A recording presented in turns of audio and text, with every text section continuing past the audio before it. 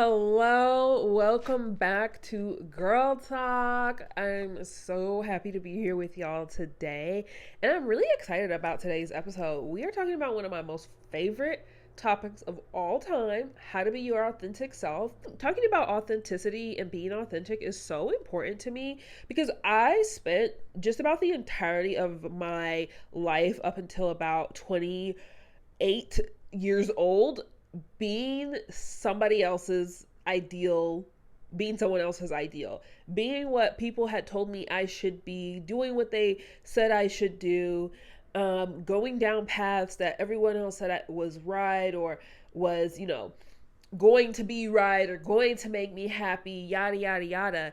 And you know what that got me? Depression, anxiety, frustration in life. It literally led me nowhere besides not knowing who I was, being so confused and frustrated on what really was going to make me happy and things like that. And the other day, I had just a moment of gratitude with God, and I was sitting and I was talking, and I was like, you know what? This is the first time ever in my life that I have this feeling of just complete wholeness.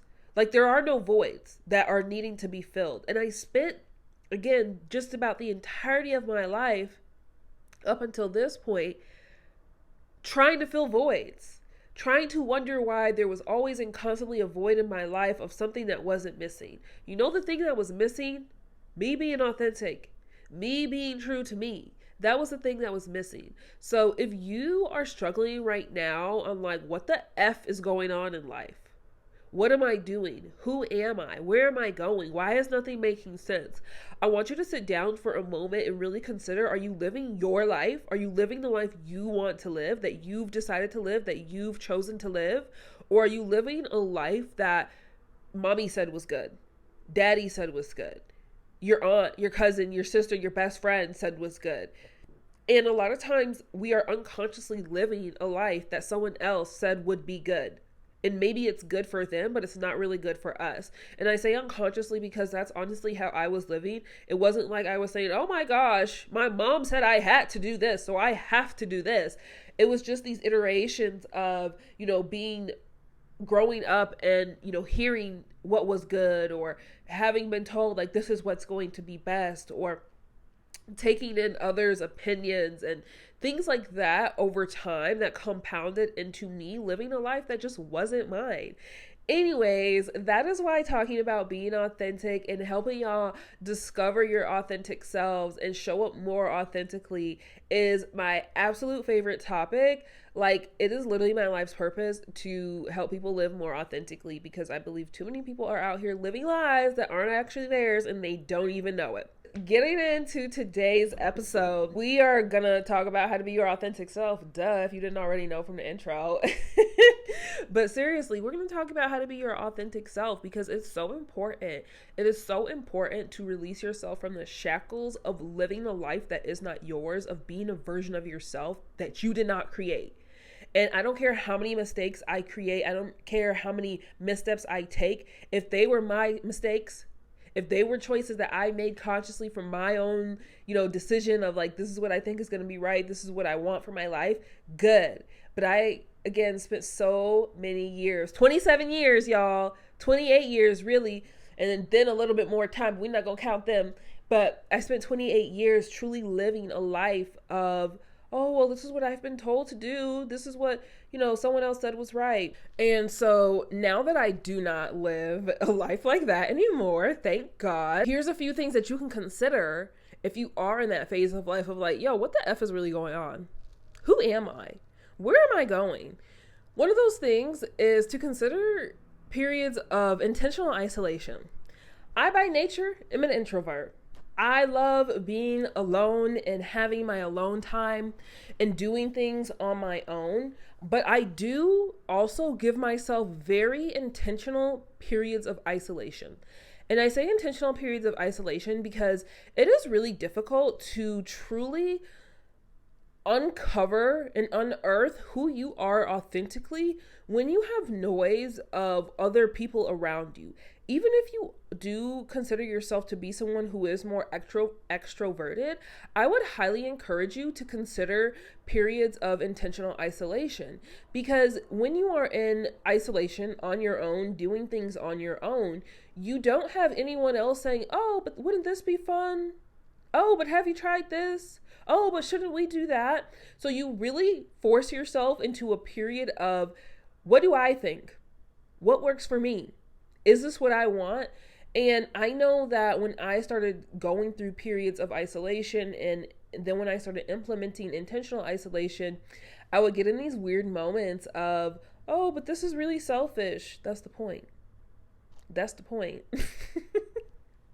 Like literally, that's the point, sis.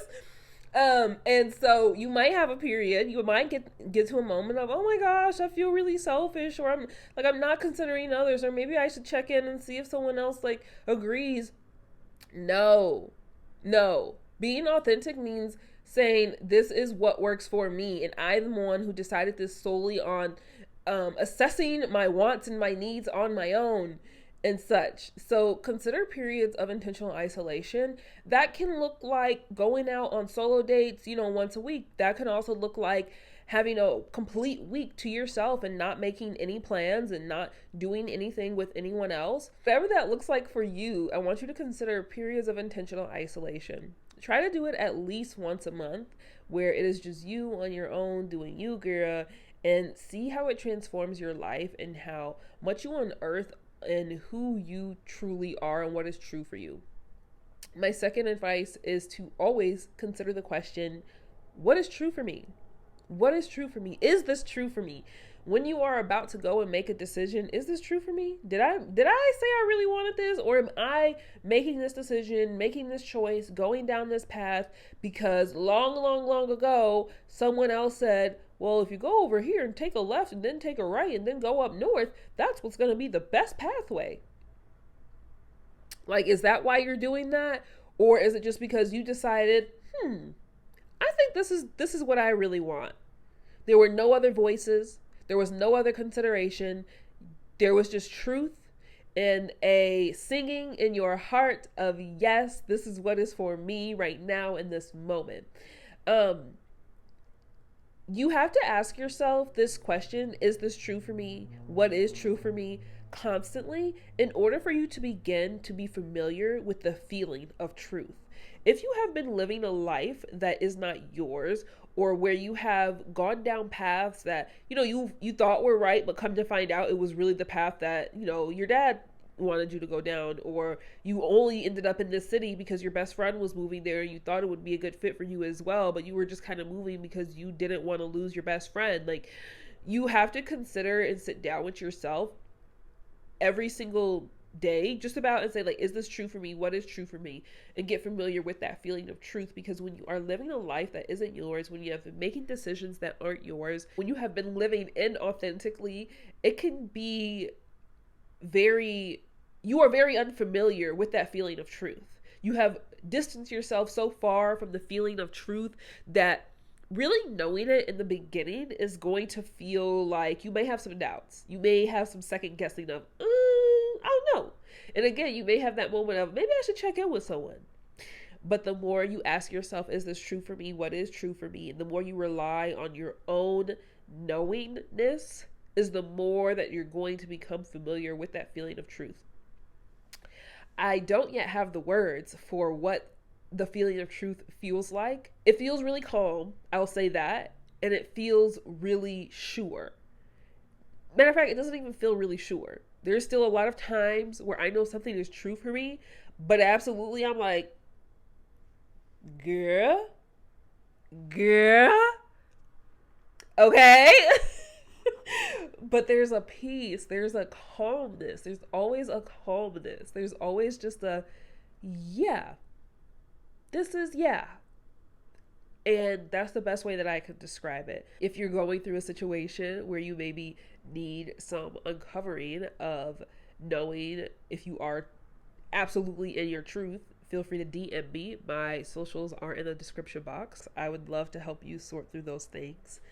Um, yeah, let me know in the comments what y'all are going to be doing to connect more with your authentic self this year, and how I can help you connect more with your authentic self. Because, like I was saying at the beginning of this episode, it is my life's purpose to help people be more of their authentic selves. Like, everyone should be living the life that they want, not the life that someone else is telling them they should have, they should want, and such and such.